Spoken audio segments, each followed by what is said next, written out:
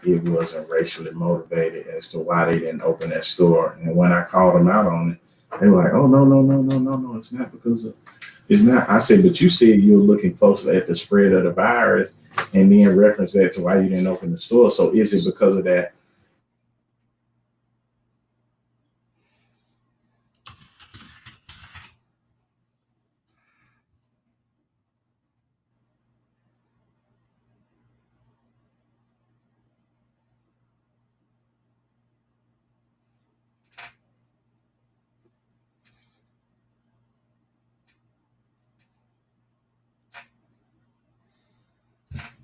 When it's so much more, it has so many other nuances to it. Like you can't say because we have high blood pressure because we don't take care of ourselves. But when you think of food deserts, when you think of, I can go right down here to McDonald's and get a supersized combo for $5 or $6. Right. But if I go buy $5 or $6 worth of vegetables, I won't get nothing but one tomato, one banana, one cucumber, and maybe a little broccoli. And that's not even a whole meal.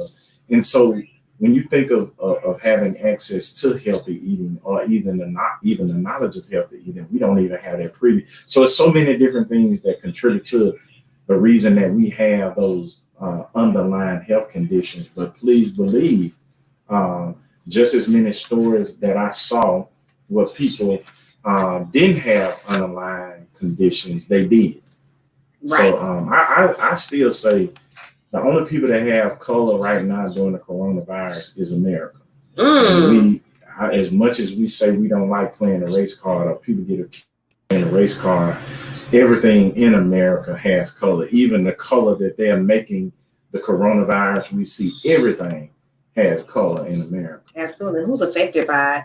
So the conversation continues. Before we continue with this part of it, what's coming up in the 7 o'clock hour? We're going to get into some George Floyd facts. We're going to do the Trump, Twitter, taunting, and talking too damn much. We're going to talk about all of that coming up in the 7 o'clock hour. Then we even have an 8 o'clock hour. In the 8 o'clock hour, we're going to talk about the church in a crunch. First COVID. Now Pastor Chris. We're going to do all of that and more coming up soon. So just make sure that you stay locked. We have 3 hours of Vital tonight. Big Brother Blue is in studio. Sir Said is in studio, and Sir Said is being very technical. Now, what's so crazy about this? Blue, we ones with degrees in mass comm and knowing how to, like, I could put a station together back then, write the hell out of an article or a news story today, still do that. Said, what's your degree in? Communication studies, marketing, and masters in business. He's on the other side of us. Yeah.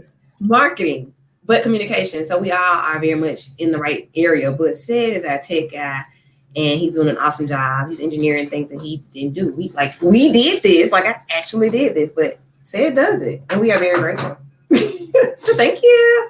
So, just kind of a little bit of note. I think we're good with Eddie. We just have to watch it in our headphones because it's delayed coming from the computer. So just keep that in mind. Awesome. So yeah, Eddie's good to go. Eddie is good to go. So I'm gonna pot him up. Hey Eddie. What up? How are you? I'm good. How y'all doing? We are great. So I want you to kind of catch us up and talk about the mental health piece of the conversation and Mental May. Oh, I heard what Blue said, asking the question about how do you start unpacking it and working on it. But right now in our society, we got kidnapped and we got the bag over our head right now. Like, that's what's going on. We're in the middle of the trauma, so the trauma got to end at some point. I just think that right now what we got to do is make sure we don't get our individual selves so lost in the moment that we're not paying attention to what we're actively experiencing, So carry on. So, I mean, what we got to do in this moment, especially focusing on mental health, is not get so overwhelmed by the information. If we find ourselves, having difficulty watching these videos over and over and reading these news articles over and over and seeing the stuff we're seeing on the news, know how to balance that out for yourself.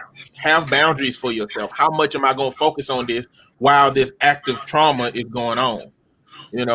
because it's really easy to get overwhelmed seeing way too much of this stuff while it's actively going on. There's going to be a moment where this stuff subsides and we can start working on our individual selves, but don't get yourself overwhelmed right now with what's going on. That's a good message. So when you think about how much people are really investing in themselves and investing in their homes and investing in investments and stocks and bonds, it's really difficult to invest in your mental health when you're dealing with it with the rest of the world, when everybody's in such an uncertain and critical place. So I really appreciate that information. What's been in the back of your mind? It's so much that's been in the back of my mind. I don't really even know where to start. The essence of what's been in the back of my mind is the weaponization of white tears. And this comes from Amy Cooper, the woman at the park.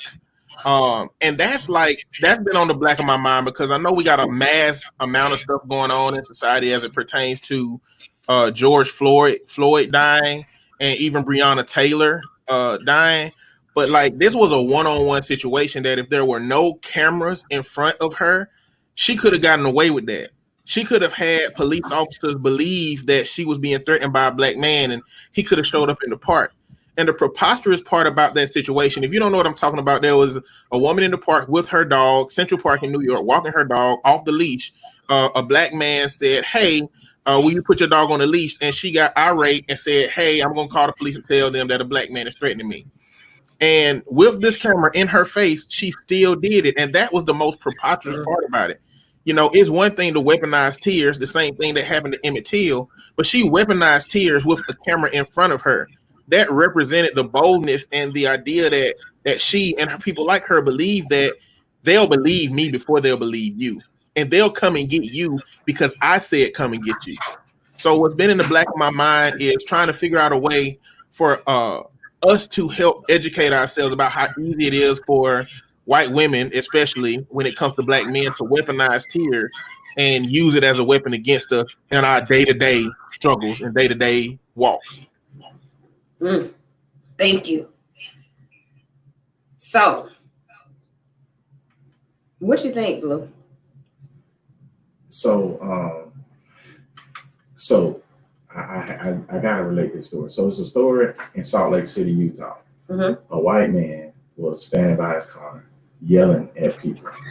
He pulled out a bow and arrow and proceeded to point his bow and arrow at the people. I saw that. Boy, they put them hands on him. And on his vehicle. Yeah, they burnt it.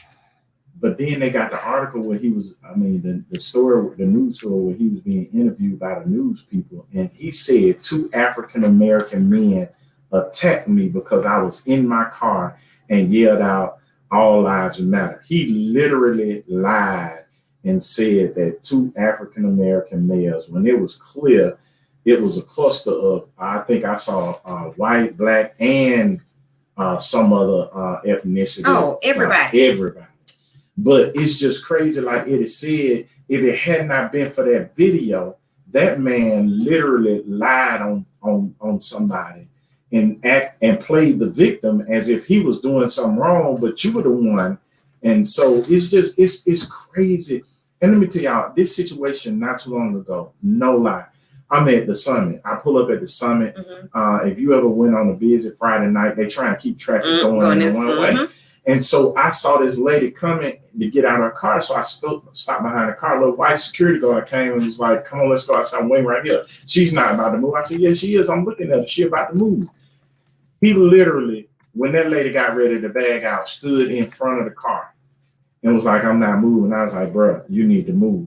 And so he stood there and would not move. And said, "I'm gonna write you a ticket." I said, "Man, you're a security guard. You can't write me no ticket. Go sit down. Go. And I was like, "I ain't gonna pay it if you write it." And he was like, "And you'll go to jail." And this is just a little young white guy. Finally, he got out the way. I pulled into the thing. Some had told me to record it, but I didn't. I didn't want to be typical. Put a pin in it. Right. When people talk about or are bothered by people standing around recording. Right. At this point in life, I'm no longer bothered by it. Please record. Yeah. I don't care what it is. Somebody should help. Absolutely. Somebody should help. Somebody should call 911. Somebody should act.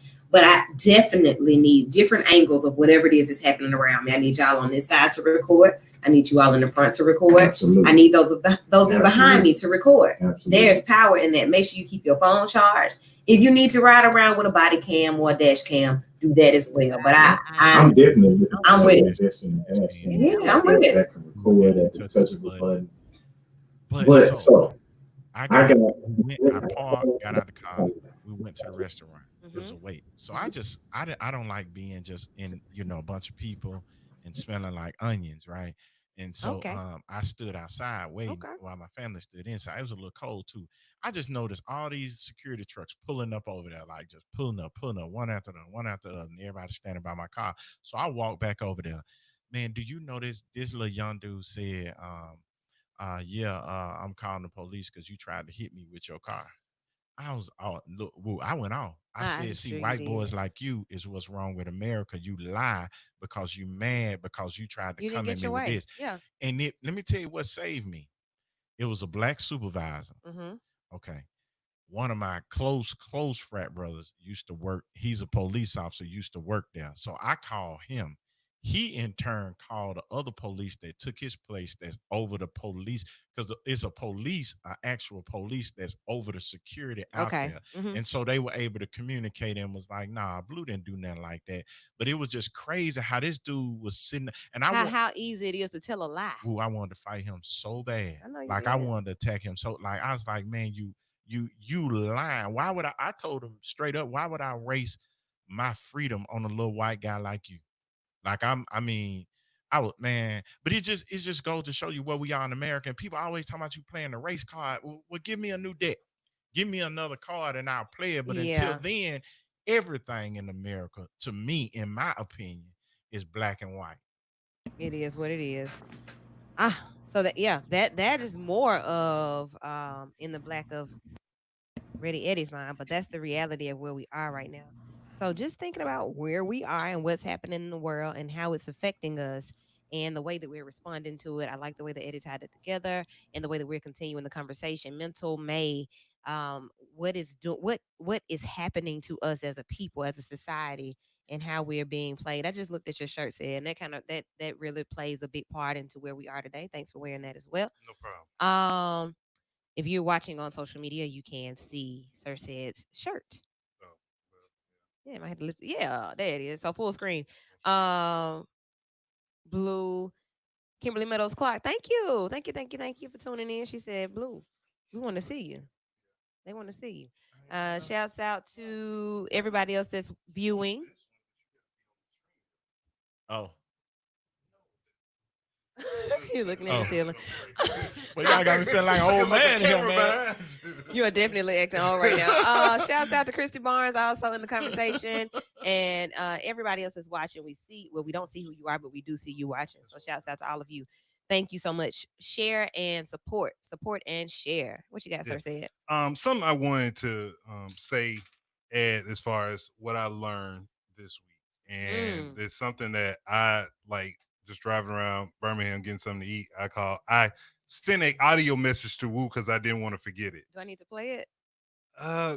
We got enough going on trying to play something. You can play it.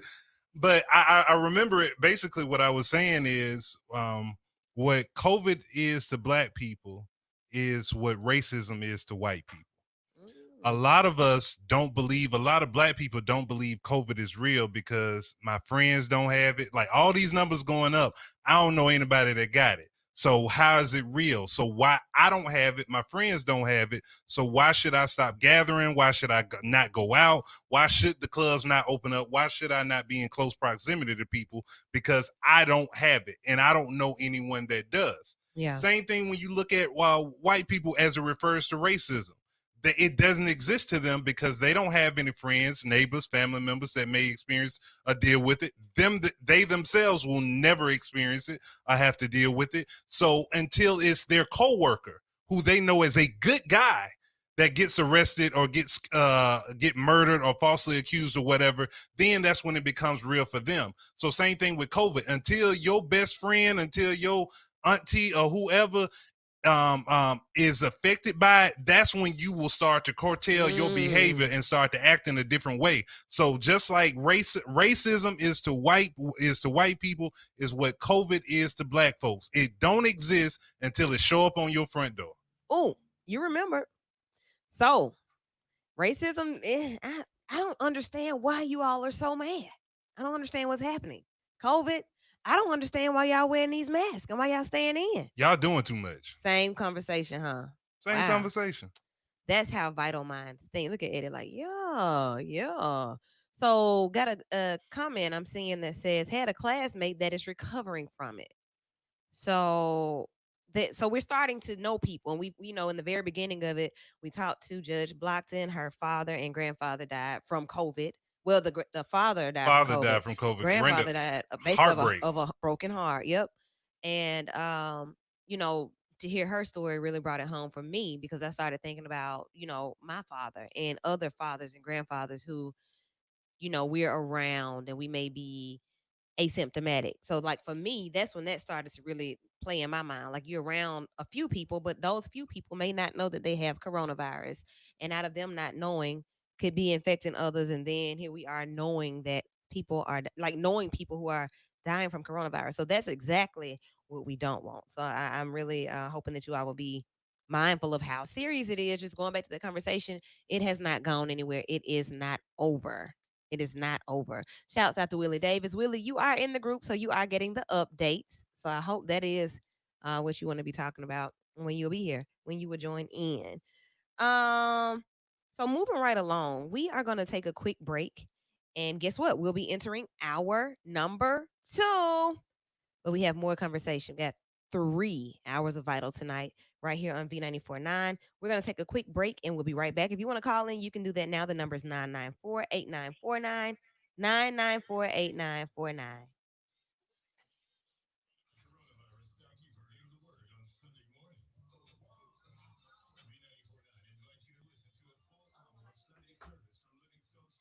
I will.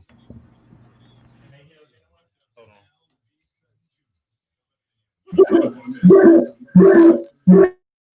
Did you? You don't need to. You don't need to unmute yours. Huh? They're hearing you through the board. So yeah, not blue. They can't hear. Hold on. Okay, put him in the studio because I can still hear it on the feed.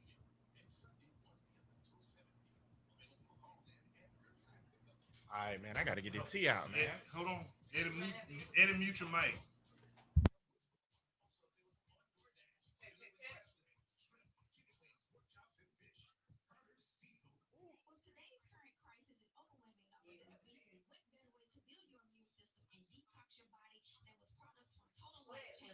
I can hear you. I can hear you like a faint. But then we are it's in queue, so it's not on right now anyway. Now, if y'all want to, you can use my Zoom and go live from the Zoom on Facebook. So the idea was to have the StreamYard fixed or another panel like run the Yeah, they need to update that Zoom because I like those. And the closed caption. Zoom. I do like that, but I like all the other features of StreamYard. No, I'm saying Zoom. Oh, yeah, Zoom don't have that. All right, let me tell you real quick. I don't know, don't. This stuff, I don't know. Just don't. So that would be horrible. I got a pen in there too. 1,000 likes. T. Oh man.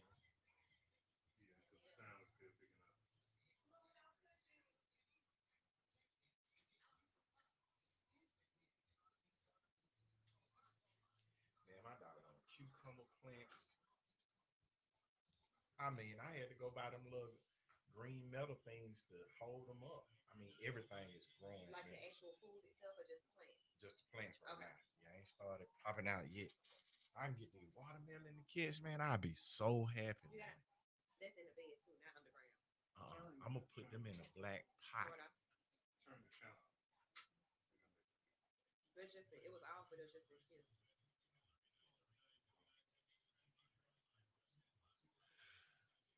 I'm gonna come back. Well, I got some. we could right out to the top of the hour.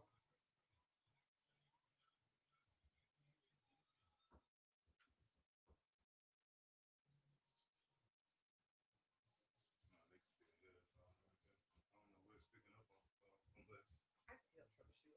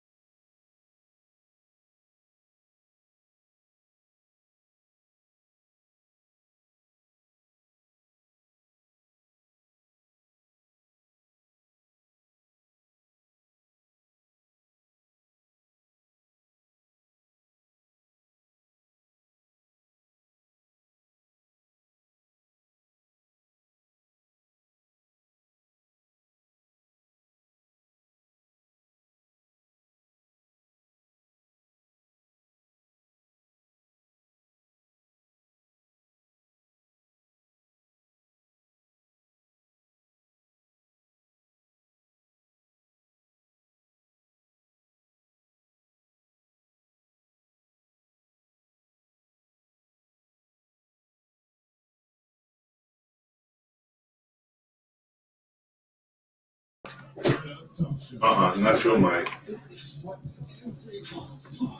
Mute your.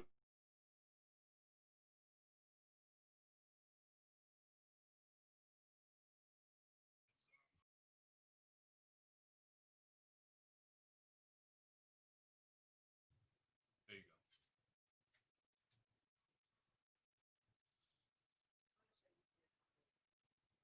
Huh? It's still showing you out. Cool. Well, it got you on two Well, screens. that's because Like it did I Courtney. was in my other one. So really, you can kick me out of that one. Or I can kick myself out. Yeah.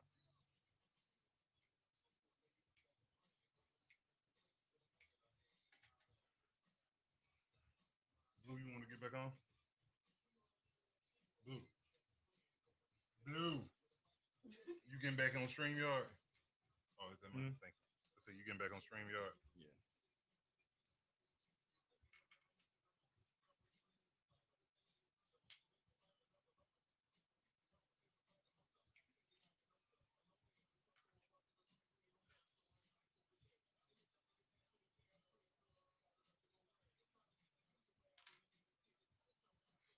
You want to send that to PMJ? That link? To yeah, StreamYard? To the people? To no, to whoever gonna be a guest. Okay.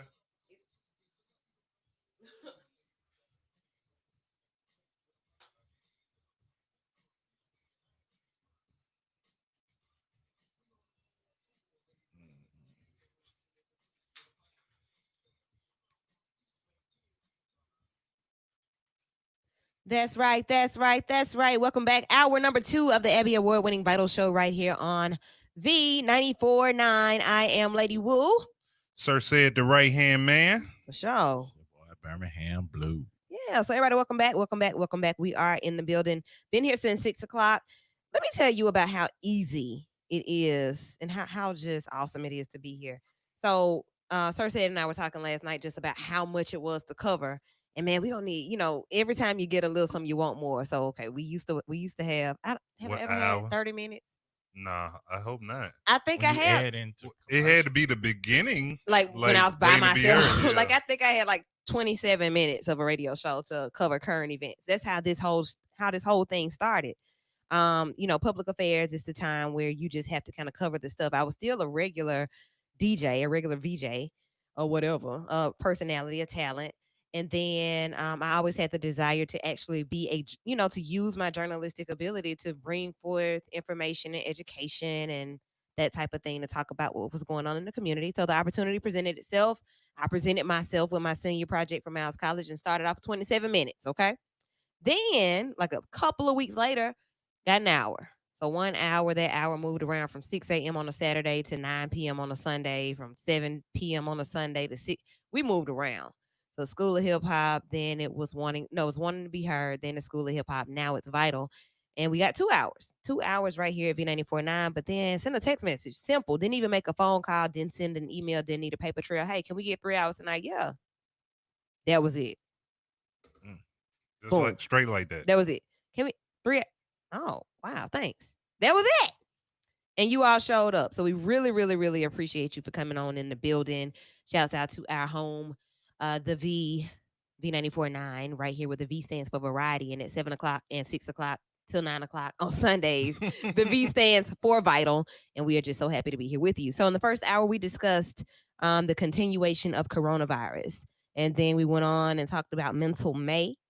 And that was pretty much it. Ready Eddie came on in within the black of his mind and blew and said, wrapped it on up. So happy to talk to you about those things. But now we're gonna get deeper and talk about some things that have really rocked the whole world. And almost all 50 states have been rocked by what's about to be discussed here in Vital. So George Floyd. Everybody's, familiar with the name. We learn these names, I guess you should say every month or so we have a new name to learn. And there's also another name within the Black Carolina, a young lady who was also killed here recently with another situation over in Louisville. And we'll get into that soon. But first I want to talk about George Floyd. So George Floyd, 46-year-old black male, originally from Texas, even has family in Ansley, right here in the area, some Floyds in the area. He was a restaurant worker who moved to Minneapolis for a better opportunity. Wanted to do something different, able to move, so moved and was a restaurant worker, did security in a restaurant with the officer that killed him. How about that part? Mr. Floyd was a standout football player back in high school. Had some other things that have surfaced that he was involved in that were, different, different hobbies. Nothing illegal, but just some different type of things. Everybody described Mr. Floyd as a gentle giant, cool guy, very calm, very, just a good dude. All over good dude. Non-confrontational. And so far, that's about the size of it. Not somebody that's out seeking to cause problems or, openly defiant. Nothing like that. Just a good dude. Pretty solid. Like I could say the same thing about the guys that I associate myself with. Good guys. Wouldn't expect anything different from them. On Monday, last Monday, Memorial Day, Mr. Floyd went to a store, a convenience store in his area, and was attempting to check out. And they said that Mr. Floyd used or was attempting to use, allegedly was using a counterfeit bill. At first, I thought it was a $10 bill, then found out it was a $20 bill, whatever the bill was. The police were called, and I still don't understand that. He left. So by the time that, you know, it was discovered that we think this bill is fake, Mr. Floyd had left the store. As he's leaving, police approach. Not just one car to ask what happened or to make a report or to give a citation, several cars. He was then walked 2 blocks away from the store where this purchase was gonna happen. And as he was walking, he was arrested. After the arrest, or after he was handcuffed, well, first of all, they said he appeared to be intoxicated. That's the first part. He appeared to be intoxicated and he was resisting arrest. Further video shows that he was put in handcuffs, placed in the car where he was then beat, then removed from the car, then caught a knee to his neck that ultimately took his life. This idiot had his knee on his neck for, I know, 5 minutes, 9. like 5 to be exact, and then the rest of the footage going into almost 10 minutes of this man crying out and people videoing and watching. And hey, I am EMT. Let me check his pulse. Hey, bro, you don't have to do it. Like people saying things, and this officer saying, "Shut up." And another officer basically watching the back of this officer, who I found out today was his brother-in-law. What the hell? So that's a brief synopsis. I know if you've been in America, you've heard different angles of this story, you've heard different things, but those are some of the facts about George Floyd. Those are Floyd facts for today. I want to start out by just getting your honest opinion in studio, and then those of you who are online, I see my mom has joined. Shouts out to Mama Wu, and my dad, who just left the protest down at Kelly Ingram Park, just sent me some awesome pictures and footage from the march, or from the protest, from the rally rather. And we'll look at some of those and post those later on tonight. But post your comments if you are, if you want to share. And in studio, guys, another black male killed by the police in your face in broad daylight, just on the side of the road, just kind of being black, going to the store, who maybe buying a drink or some shit, whatever.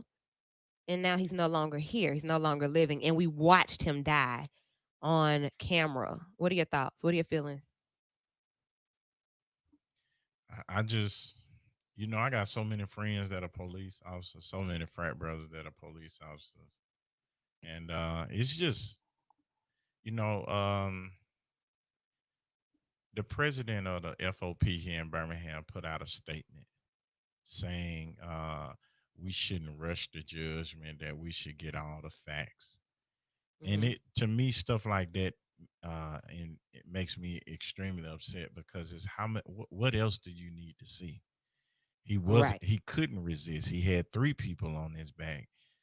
He was apprehended. Oh no, he was detained as soon as they took him out of his vehicle. He was handcuffed when the video showed him standing what seems to be close to the building. He was handcuffed when he was in back of the car, and he was handcuffed on the ground. The time he took putting his knee on his neck could have been time he took to get him to the jail or wherever they were taking him. And like I said earlier, I've been wrestling all this week because, I love God and God says we should not kill, but I just don't know how I could respond or know if I could respond if that was my son. And I made a post this week that said, right now in America, a black man is living his last days. Um, it's a fact that because we live in the America we live in, that some racist white man or some racist police is going to murder him for no reason, that he will get arrested, tried, and a death sentence on the spot. That's going to happen because it's routine in America. And so, and not just to say some black man, when you look at Breonna Taylor, it goes some black woman. And we've seen this story play over and over. And, you know, it's crazy because America say that we shouldn't kneel. You don't need to kneel. You shouldn't kneel because that does nothing. When we march, you shouldn't march. When you try and have a conversation, you always using the race card. Everything is about race. All lives matter. And now that people are literally tearing up cities, burning them down, rioting is not going to do anything. So you sit around and say, well, what the hell? I mean, That's what you Yeah. say. what do we have to do to not be murdered? What do we have to do to not be treated? And people, you know, is like Sid gave that wonderful analogy of comparing coronavirus to um um you know, white people not To understanding racism. it. Mhm. Like I was listening at the rally today, and I don't knock the guy. It was a guy from the Islamic community Yeah. that was trying to say I understand the most. Let me tell you something. For my white people who are listening via internet, via phone, the, f- don't tell a black person you understand what it is to be black. Mm. My example of that is saying you love children when you don't have children because you can play with them and give them back to their parents and go home. We who have children know that parenting is a 24/7 responsibility. Being black is not something that you can just take off and press pause. And it no and it's like people kill me trying to say they understand. I have been punched in the back of the head. I have been hidden in the eye with the collapsible stick to where I had to ride with the window down so my eye I could see. By a So my police officer? oh shoot, yeah, beat the brakes off of me. Um, and in white people's mind, the majority of white people's mind is you shouldn't have, you should have just hushed, you should have remained silent, you should have um did this, or you should always these experts on what you should have done. But the second you take their rights, and the perfect example is when you told them that they couldn't go anywhere, when you told them that they had to wear a mask, they said you're infringing on my freedom and my right as an American. But yet the only right we have is to shut up and take whatever the officer is dishing out to you. And let me and I want to say, and I'll be Yeah. done. Yeah. Listen, man, all y'all talking about all the good officers, man. That ain't important right now. The good officers don't have to say nothing. We know who you are. We see you. We need the ones that look like them and act like them to or follow suit of what the reason that all four officers were fired or terminated was because they had a rule in place because of pressure from the people that said if one officer was doing something wrong or against the law and the other act officers didn't act to prevent or stop it, that they were just as guilty and got the same punishment. Yeah. That's why the other three were fired. I mean, yeah, So as you should be. so it's just we have to like and I get so tired of people, and I'm done. I'm trying to get on my soapbox. I just get so tired of people. Listen, I'm not gonna let me tell you, I'm not gonna protest in the street. I'm not gonna go to a protest. Why? Because the way my anger is built up, I will do something and it'll go way beyond protesting if they do some of the stuff I've Right. seen them do to innocent protesters. So my best thing is to stay at home. I've been to jail enough times. I'm not going to jail again. Coming up in the second half, we're gonna talk about Right. that. But About that. it's not my place to knock the people who are willing to risk Absolutely. it or feel like it's worth the risk to do it. And so, as Chris Coleman would say, I'm not gonna sit around and thumb thug against the people who are trying to make change and who Absolutely. are angry. Yeah. All right. Thank you. I'm out the box. Okay. Said jump in the box. Well, I think for me, I made a Facebook status about this last night, kind of talking about what Blue is talking about. Like, there's never been a time in America, like, people want to say, well, they killing us because we killing ourselves and we don't respect ourselves. Well, what happened when back in times when we did respect ourselves and we weren't killing each other, that they still killed us? That mentality, that mindset that black people are inferior or black people are a threat has never gone away from white society. It has been passed down generation to generation to generation to generation. Black on black crime, black on black violence is what is used to justify their actions and reactions. If black on black crime were to be completely stopped, black people stop killing black people today, 5 years, a year from now, we are still having the same conversation because nothing has changed in their mindset. We are a threat, but not in a way that they think we are. The reason why they come at us so hard, the reason why they prosecute and oppress us so hard is because they know our power. We are the ones who don't know our power, who don't believe in ourselves to believe in our power, that we are greater than what people say we are. They know it. That's why when we organize, they have to bring out the National Guard and everything else because they know the power in our assembly. When they get together, they don't have to call the National Guard or nothing like that because they have no power in their actions. When black people, people of color rally, they call out the masses because they are threatened. The reason why they are trying to exterminate black and brown people today is because they don't want them to become the majority. When President Obama came into office, they were so threatened because they know all the foul, low-down stuff they done did, and they fear a person of color being in power and oppress them the same way they've oppressed us for centuries. So they are threatened by us. We are a threat, and we got to realize that, but we're not the threat that they try to make us out to be. We're not violent. We're not animals. We're not lunatics. We are not emotional. We are humans. Powerful humans that they are constantly threatened by because of our intellect, our athletic prowess, our economic ability, and everything else. Anytime we build community, they tear it down because they know if we build up our own, ain't no stopping us. Ain't no stopping us. Man, now. That's it.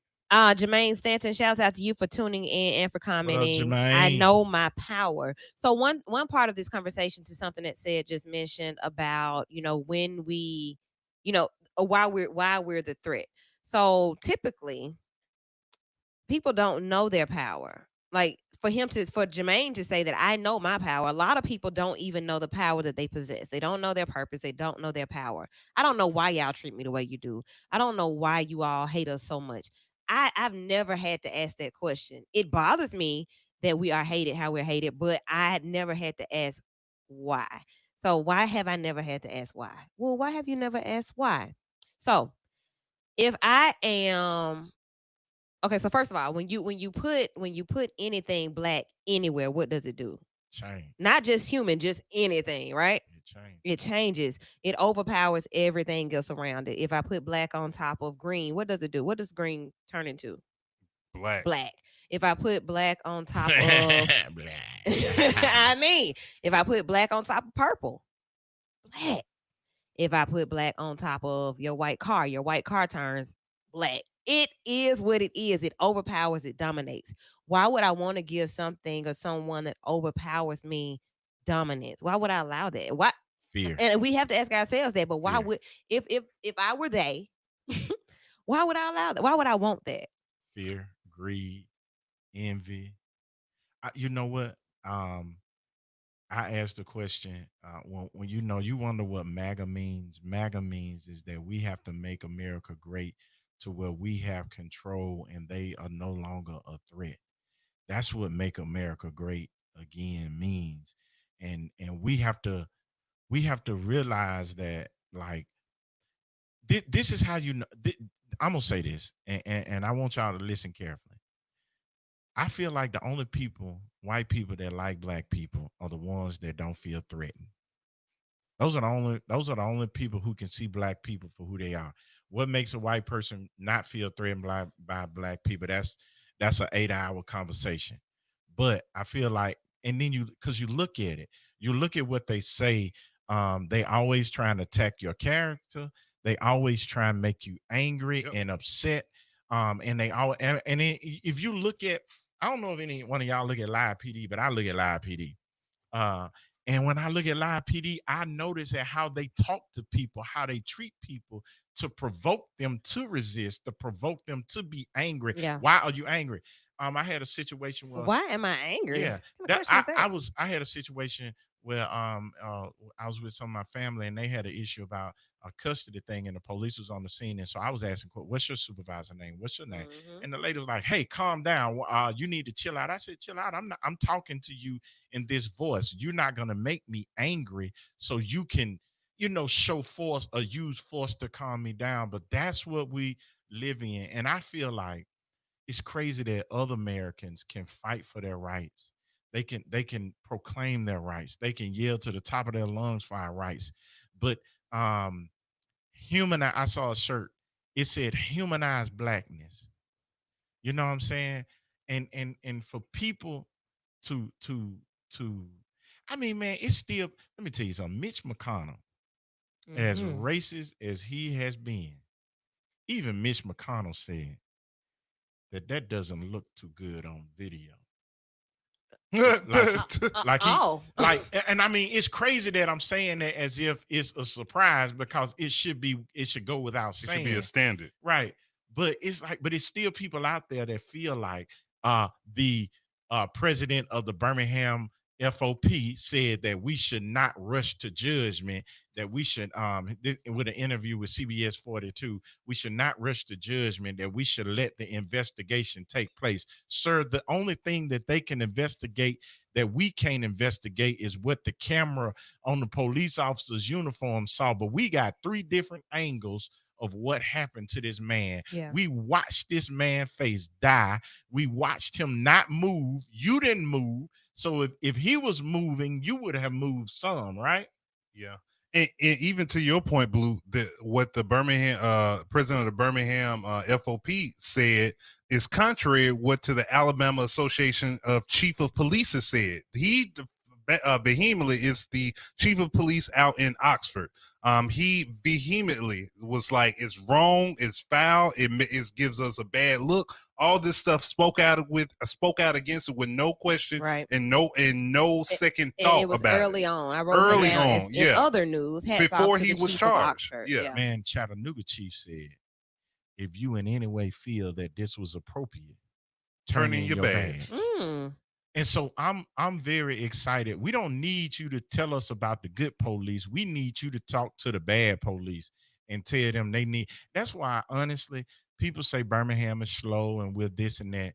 But in situations like this, I'm somewhat thankful that we have black chiefs, that we have black lieutenants, that we have black captains, that we have black mayor, that we have black judges, and we have black DAs, people who, at least if they understand the culture.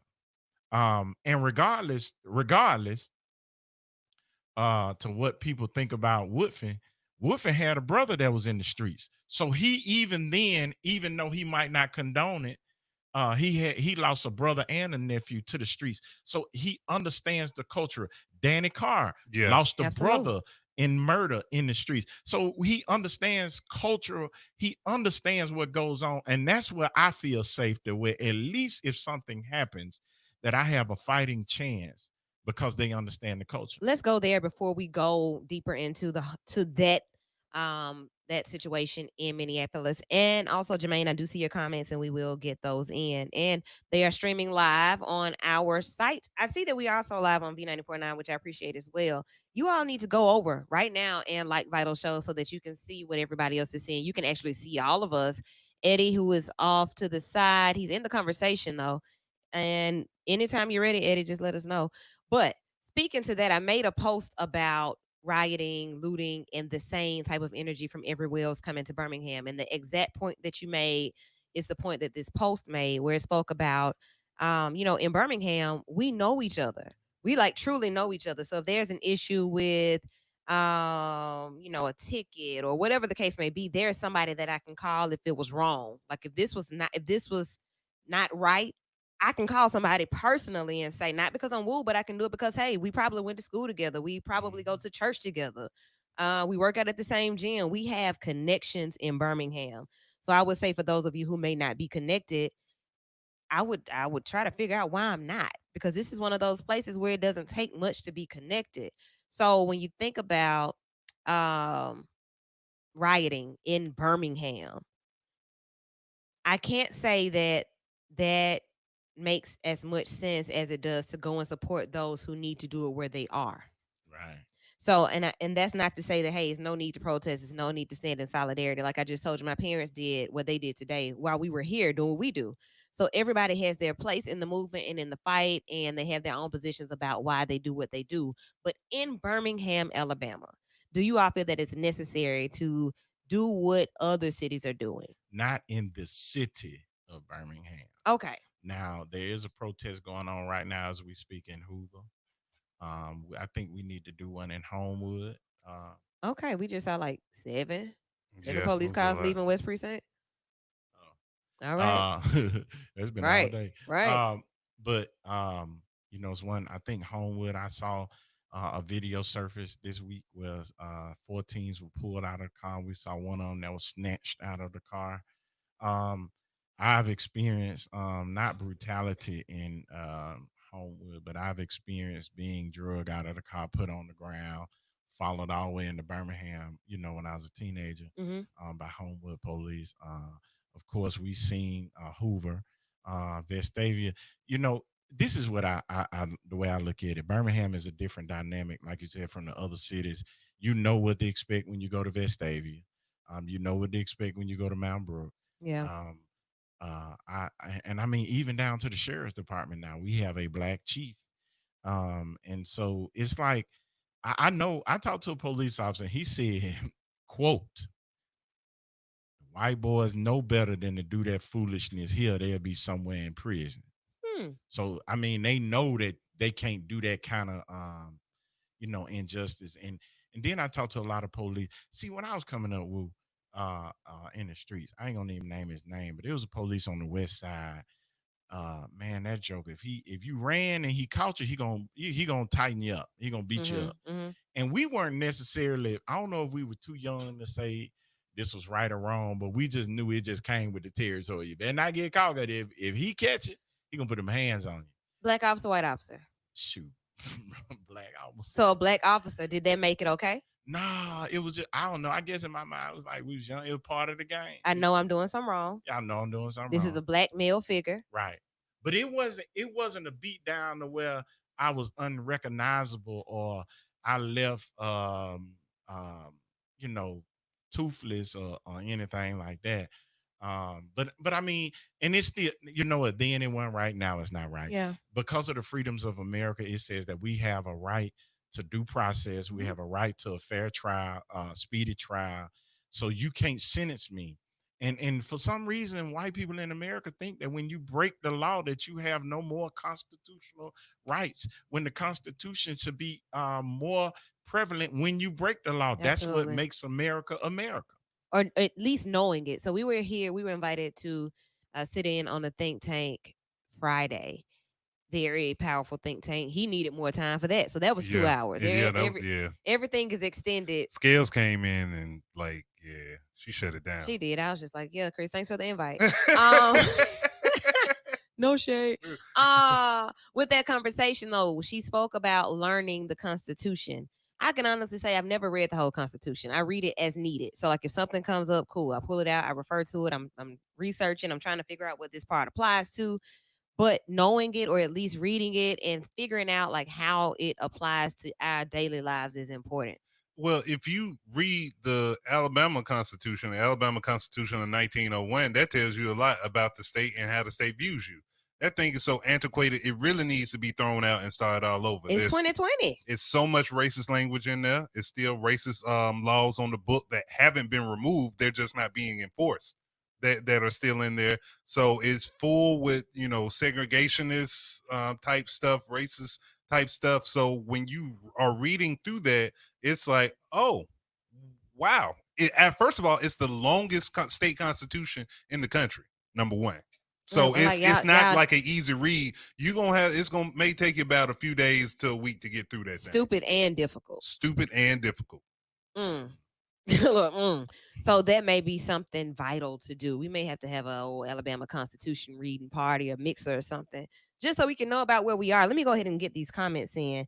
There's this gray space when it comes to us, where it's always viewed in the light most favorable to the police officer. That's only in Jefferson County, though. Outside of that, Alabama is very one-sided. Thanks for that comment. In those comments, if you have any others, feel free to post them in the conversation. We got a few comments over on this side. We don't have equal protection under the law today. There's this gray space when it comes to us where it's always viewed in the light most favorable to the police officer. Kimberly Clark said National Guard are in Minneapolis opening fire on people on their porches, shooting paintballs. And then she asked about our thoughts on the blackout. And for those of you that aren't aware, there's a call for a national blackout, meaning blacks don't spend their dollars on July 7th. That's a whole different conversation. We're going to go there. Yep. Because we got time tonight. So then Corey Petway commented, we are seeing the results of what happens when injustices goes unchecked. Talked to some young people last night who are just mad. They have been through the multiple experiences of being mistreated by law enforcement in addition to the normal systematic oppression they are facing at a young age. So this is just a tipping point for a lot of people. And then Janae Jackson, she said, I agree on the Constitution. Amendment needed. And she is one of our faithful Vital Show followers. Like she's liking and coming. Yeah, she yeah. Shout out to you for holding us down on the Vital Show. That's what's up. Mr. Humes is over here on B94.9, and he says, I have a copy of the Alabama Constitution, and I will share it with you when I see you. I was actually in his class September 11th. Yeah. You remember that story? Like, I'm in. Yeah, I'm because he asked you who taught you government. So he did. Yeah, he's just making sure you know. He did. So this conversation straight, we're getting more comments and we'll keep reading those and sharing them as we go. But this is one of those vital conversations that takes time because people want to be heard. And here's a platform that allows it with no bars held. This is an open conversation, not a disrespectful conversation at all, but it's all truth, all facts, and opinions. We're taking opinions as well. And so if somebody's listening that disagrees with anything, hey, you're welcome to give it. That's a different perspective. That's what makes us vital. So the social media feeds are open all over. The phone lines will be open later. Let's see where else we're going. Let's go back to George Floyd. So to watch this video, to hear this reporting of another case, I made a list just of the ones that I could think of off of the top of my head. And of course, I started with Trayvon Martin, Mike Brown and Ferguson in 2014, Philando Castile, same place. He's in Minneapolis. And the same lawyer is defending. I saw that as well. So Philando Castile. I think. Oh, no, defending. Okay, I see what you Okay. Walter Scott, shot 5 times in the back. Sandra Bland, Freddie Gray, Sam Dubose, Terrence Crutcher, Alton Sterling, Jamar Clark, Tamir Rice, 12 years old, playing with a fake gun. 12 years old. Eric Garner, who died in the same way that Mr. Floyd did. So those are just a few of the names. That's just a few of them. Well, that's a few. Let me just bring a point of clarity. Come on, because we like facts on the Vital Show. So I was looking today. The autopsy said that he didn't die from asphyxiation. However, asphyxiation along with underlying conditions. So what, they gonna write it off as COVID? But I thought that was very unique though. Because that, I'm sure that that's one of the platforms that the the defense would try and use to say that he didn't die. But I mean, it's from a direct results of him being constricted of air plus having those. Yeah, so like, it's the same thing, but I just saw that from a technical, and then I guess I watched that I watched some Netflix thing about what is it, the Innocence Project, where this guy kept giving false reading about teeth in court and how they had to overturn some stuff. So I'm just thinking about it. But anyway, we appreciate it. That's a vital point. A list of names where with each of those cases, there were so many of those type of points that were thrown out. Hey, well, the officer thought that the officer felt threatened about this. Well, he was doing this. This was legal. This was legal. This was legal. These people are dead at the hands of law enforcement. Period. That's the period. It's on the books that it's on the books that you can put a knee to somebody's neck to restrain them, and you can choke them if it's a method of what they call it when they kill you? Force. Lethal Force. Lethal, yeah. You can use choking as a lethal force if your life was in danger. I've been. His hand. Somebody said no. His hand wasn't in his pocket. He had on a black glove. They were on his waist, and he was comfortable. He was comfortable, and he was looking at the people. And he was being rude, telling them to shut up. Somebody should have run him over. Well, I think so. Go ahead. Run him over.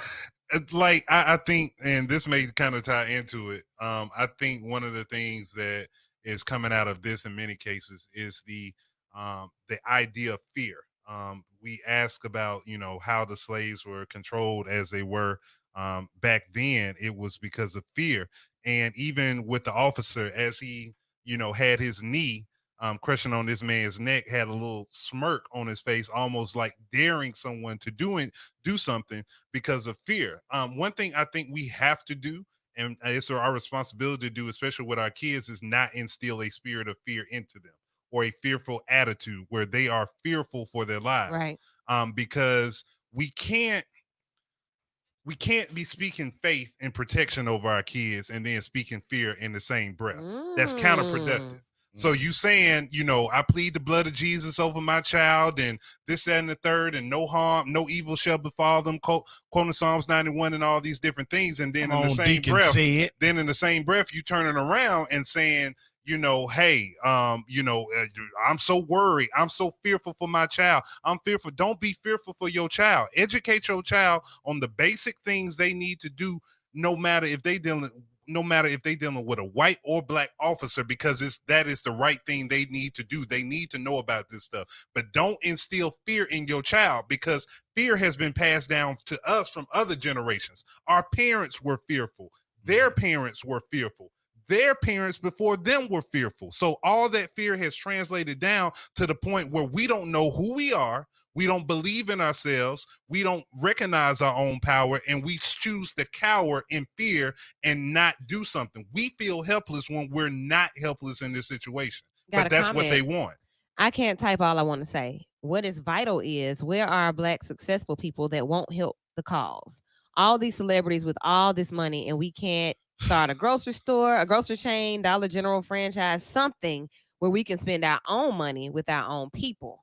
I'm about to boycott them because they too have capitalized off of the people and support and won't give back in a manner that their platform allows. No, in a manner that it satisfies us. Right. That's what it boils down to. It ain't got nothing to do with these people not doing. It's not their calling to open a Family Dollar or a Dollar General or go into these grocery stores. Just because they have the financial means to do so, don't mean that's their area and that's their calling, because they still have to manage it and they still have to do business. There are Black grocers out there.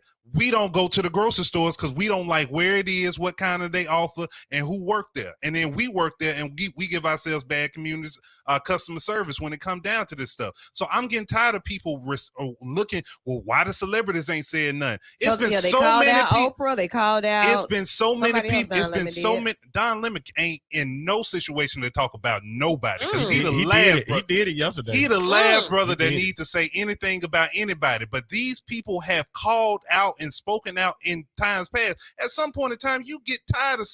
What did I tell you last night? It's like with anytime we have these conversations, we can have the same exact script. All we doing is changing the name and the location and the date. That's the only thing we doing. So they don't have to. I'm not expecting Oprah and all of them to come out every time something happens. Talisha came back and said, yes, I'm not satisfied, and it may not be, but it should be. I thank you for that. Thank you for sharing that and for giving your opinion there. So if I got $2 million today, what is the first thing I would do? That's a good question to ask yourself, right? If I get on vacation to think about it, something for myself, like self-care first, Black care second. Yeah. So just thinking about like the reality of where we are and when things come about and how you can better help your people. Eddie gotta come. We got to think about it. You ready, Eddie? Let's see. Let's make this thing pop now. Oh yeah. On my timeline, it's split between people saying, we need to. When are we gonna fight back? And we need to hit back. And I ended up in a thread that was asking the question it made the assertion, if this has happened to me, don't record, help me. And half of the people are saying, yeah, I'm going to help. I'm not going to record. But that gives the police all of the justification to do anything that they want to everybody in that situation and not be accountable for it. Like, this is the only way that this police officer was going to be accountable for his actions. What happened? This is the only way, because if somebody would have attacked that cop, then 4 cops would have been on video being attacked and then being aggressive towards them. And so, like, a lot of celebrities too are coming out saying, when are we going to fight back? And I like the sentiment, but we do have to realize what society we have and the system that we live up under. Fighting back right now is going to end up in a bunch of dead Black people, is what I'm looking at it like. You know, I want the system that we have where we can fight back and it means something, because we can't walk into a Congress building with assault rifles. We just can't. And there are some people that can. And we gotta understand the reality we live in and the system that we live upon and the limitations that we have right now. I like the sentiment, but the reality of it ain't there. Eddie, I want to ask you this. Do you think is it more so we haven't versus we can't? So hold that, Eddie. The question is it that we haven't or that we can't? That's a lot. I'll be right back. We got to take a break. We'll all be right back. Don't go anywhere. Just stay locked, stay loaded. We will return in just a moment.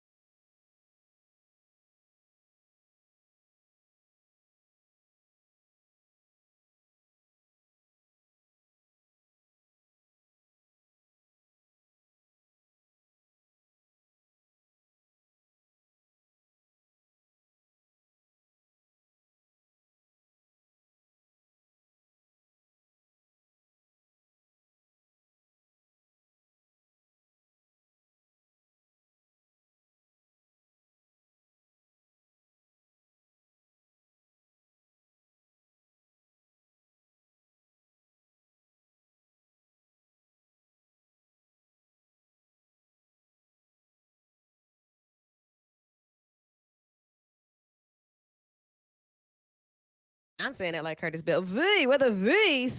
Yes. I got it, Curtis. Welcome back, everybody. You are listening to Vital on V94.9. Great conversation. And I will say one thing that I love to do is change the energy of conversation. So whereas, yeah, we are mad as hell, very much upset. We hate to be in this predicament over and over and over again. We hate that. But the reality of it is that until we figure it out, like until that switch clicks and we get the solution and everybody's on board and we're figuring it out and we're rolling with it, we're going to continue to have this conversation. So I want to go somewhere else. Eddie, I know Eddie asked Blue a question.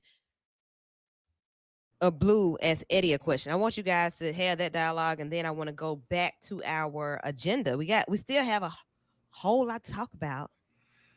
What was that that you said? What was that question or that thought? Oh, when he said that, that we can't go, because the reason I asked that was because I watched a video of a black state legislator, a female, that was threatened, that was escorted to the state building by about 5 black men with assault rifles. So my question is that, okay, so let me preface my question real quick.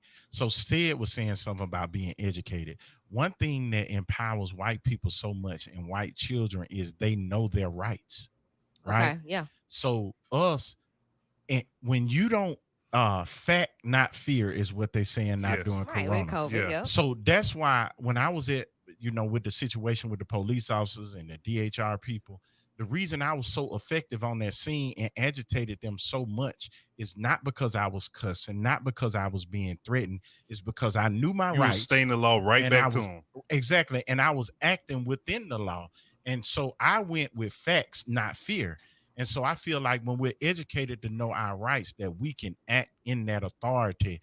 And that right there, so that's where my question comes from, Eddie. Do you think is that we haven't done it because we don't know, or that we can't do it, or we wouldn't be allowed to do it? From my perspective, so some of the comments are hinting towards how I feel about fighting back. In the context of fighting back physically, in terms of there have been pictures of those men in the front of police officers with their AK-47s on their back, yelling and spitting in their face.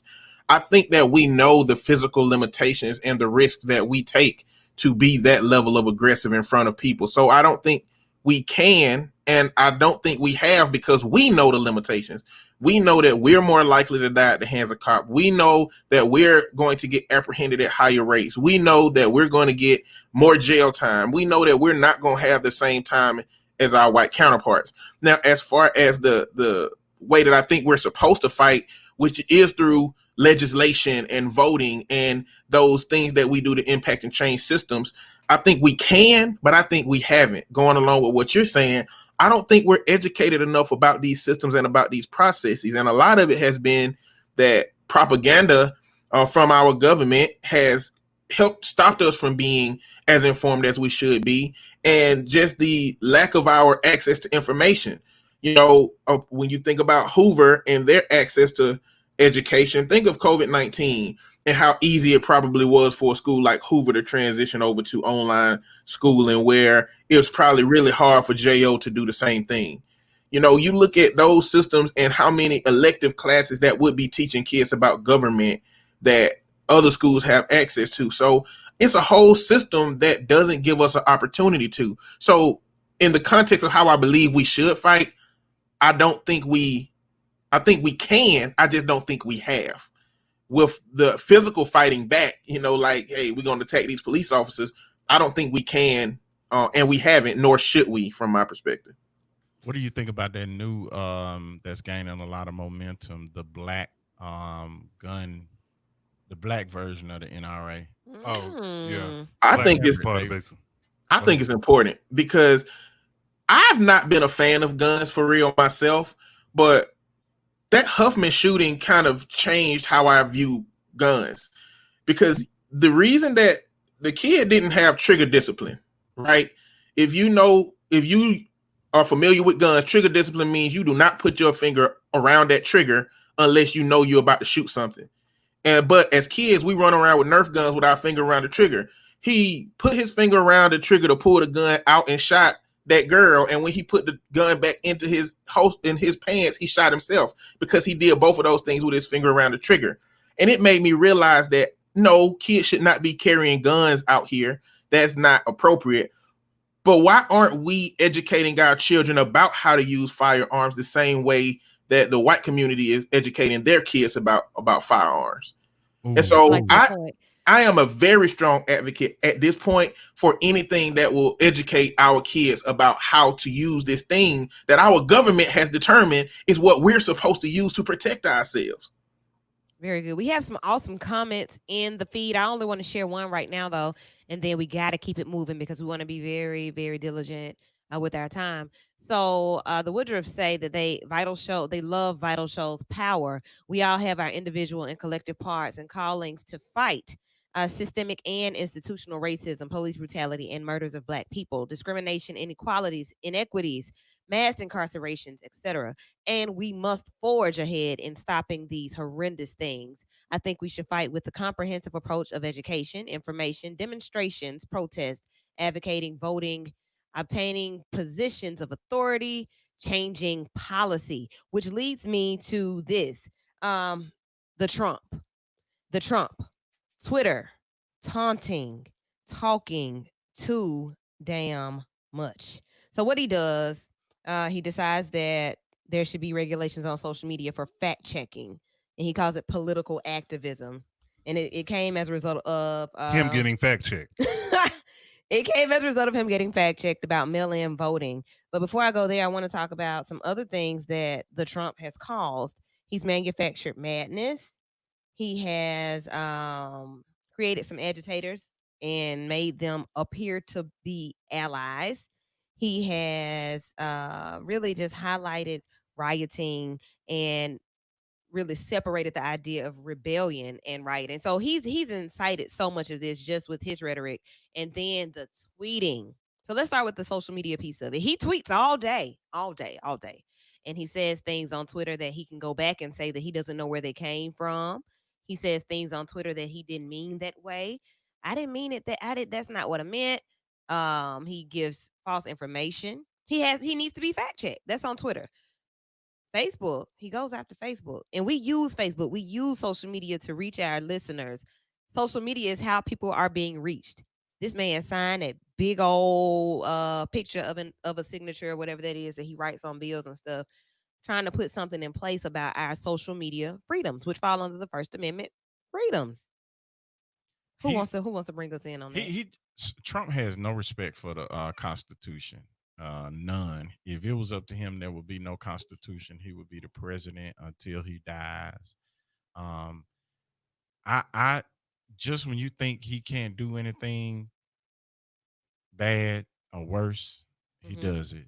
The idea that in America you want to control something that you don't own and that's not owned by the government, and as freedom of speech, I've never seen a person that's been such a crybaby and just so sensitive. Like it's insane that he thinks and you know what, to me it speaks to a bigger picture. Why does he think he can do that? Is it because he knows that eventually he'll have the support of the Supreme Court that will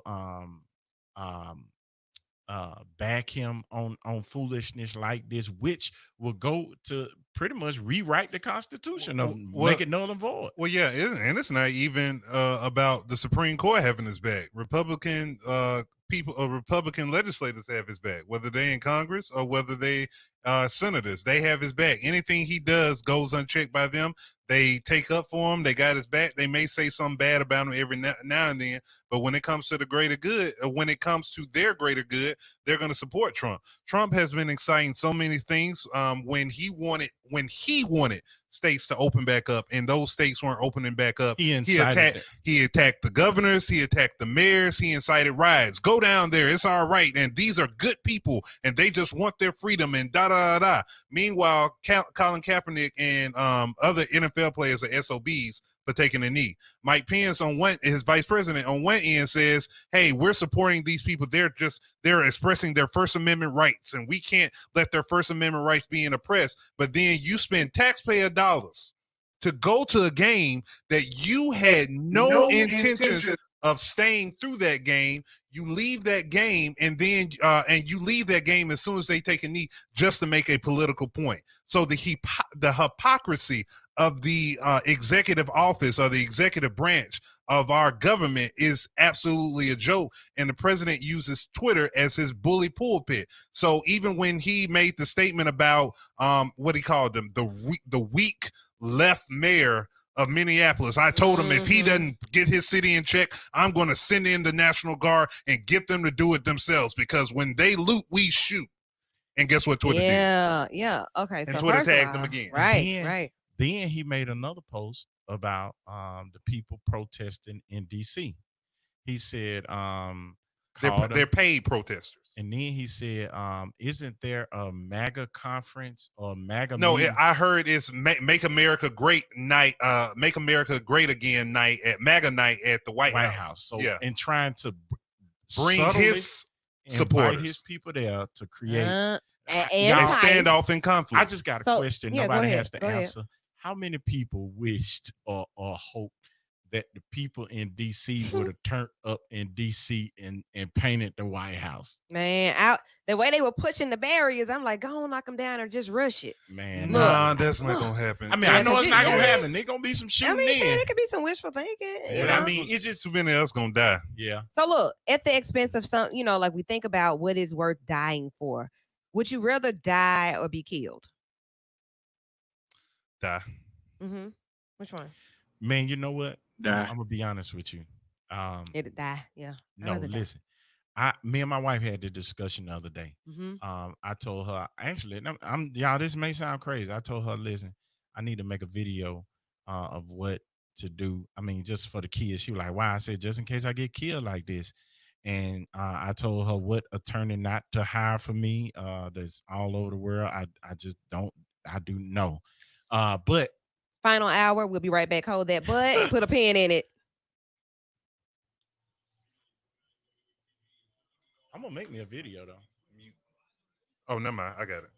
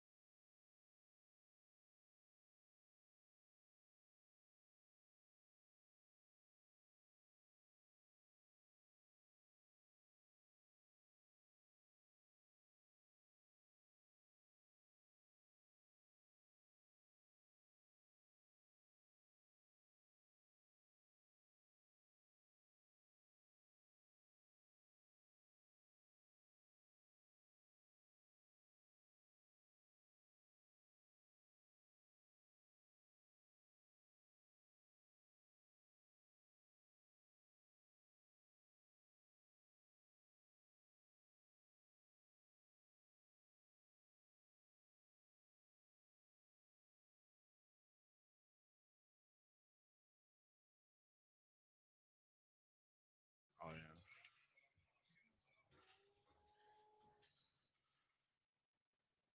Yeah, right now. Welcome back. It is Vital. I am Lady Wu. Got my guys with me. Ready Eddie, Sir Said, Big Brother Blue. If you're watching on social media, we have it all pulled up for you to see us and check us out. in a different way tonight. So grateful for that.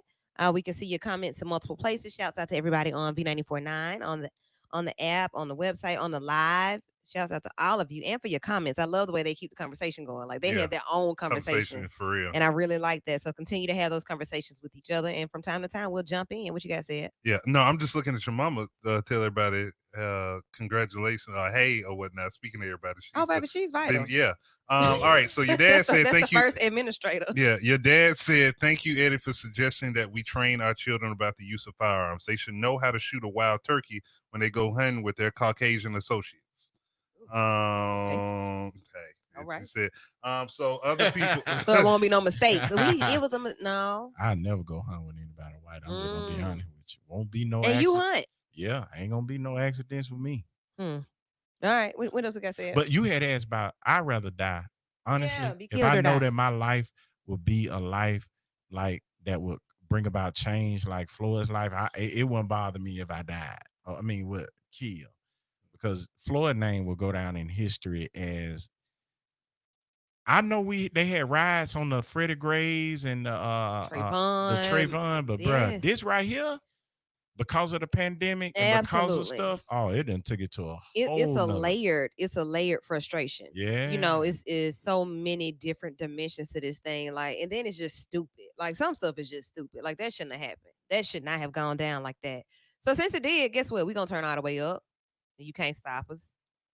But to the conversation about where you do that, where is it necessary to actually take that approach? Birmingham, Alabama. Boom. That's one place.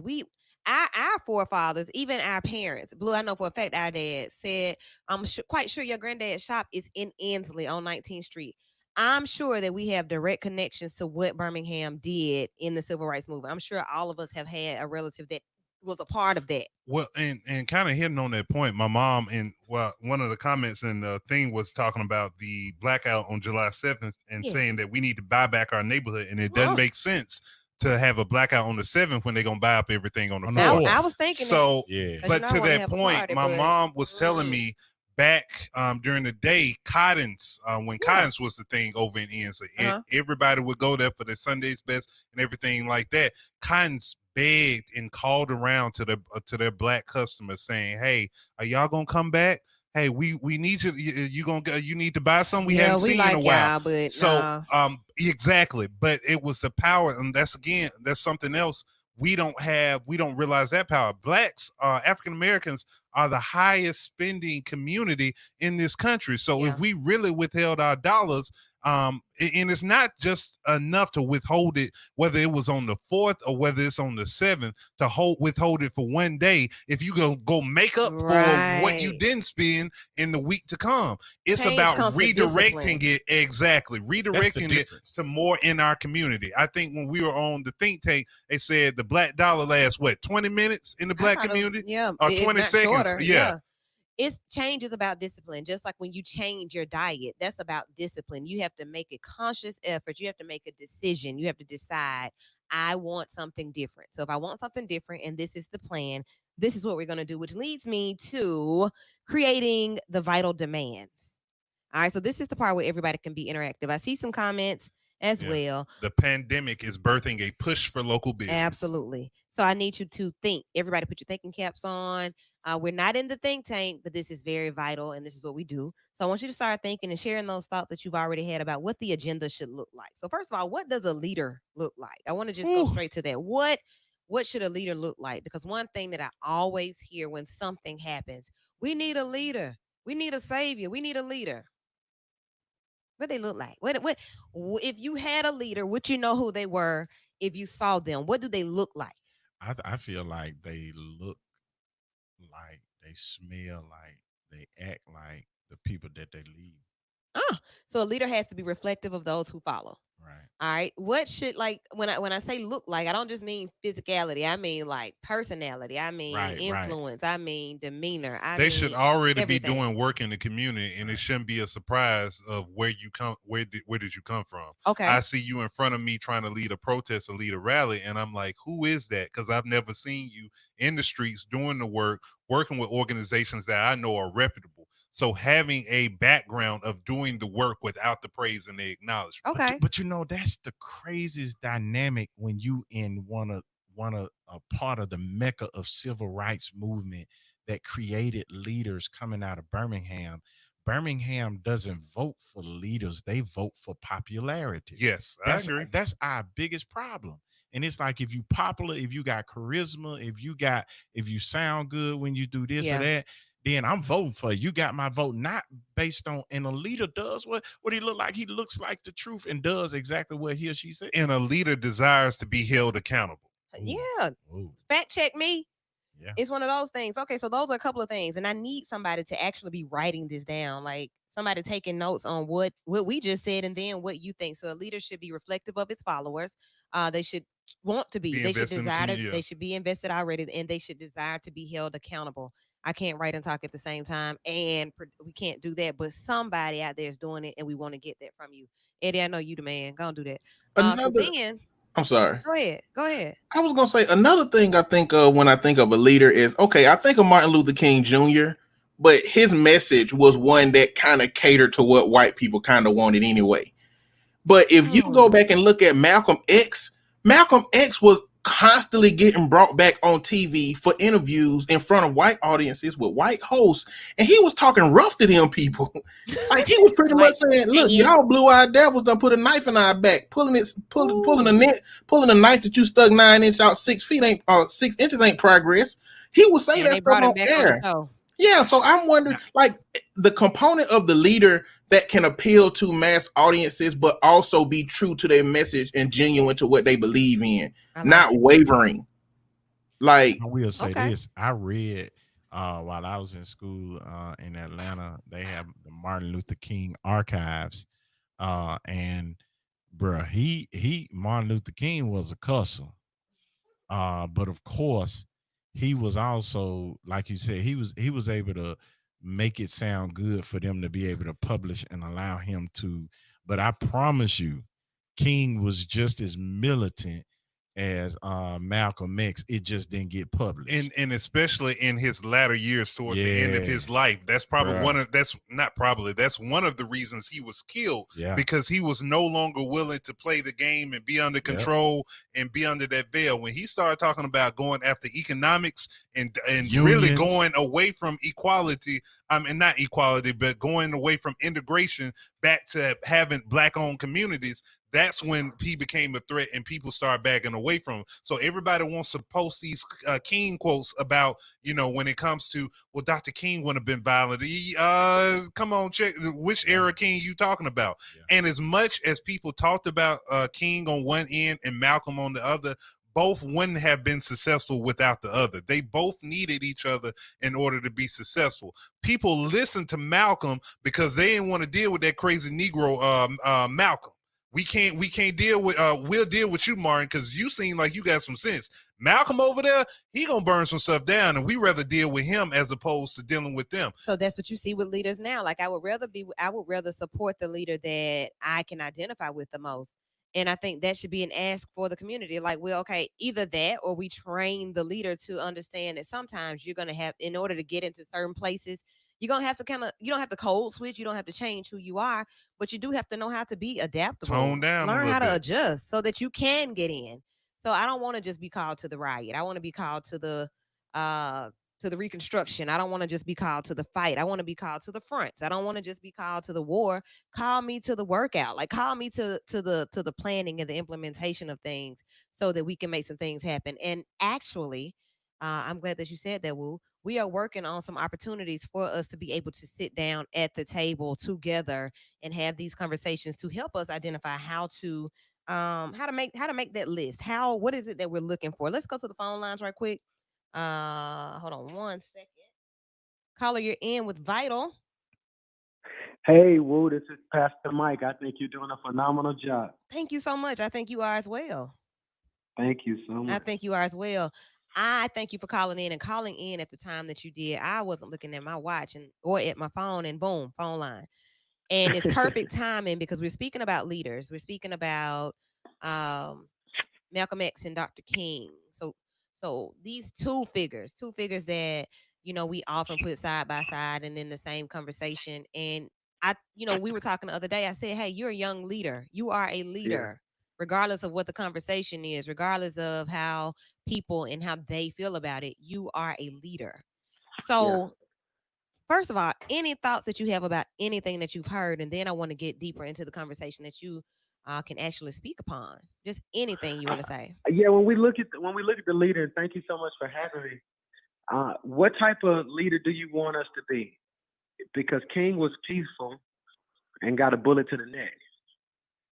Malcolm was a radical and got bullets to the chest. So we have to ask ourselves right now, what is it that you're looking for? Sadly, America is schizophrenic. Oh. They shout when Jalen Hurts scores a touchdown, but then are silent when a brother who looks like Jalen is murdered. So I believe right now our plight should be, here's what God has me dealing with. I need to have someone who's connected to having boots on the ground and raising up young people who can master boardrooms. The moment we can fight on both ends, we're going to see some results. Okay. So being able to do both. Yeah. So how old are you? 36. 36 years old.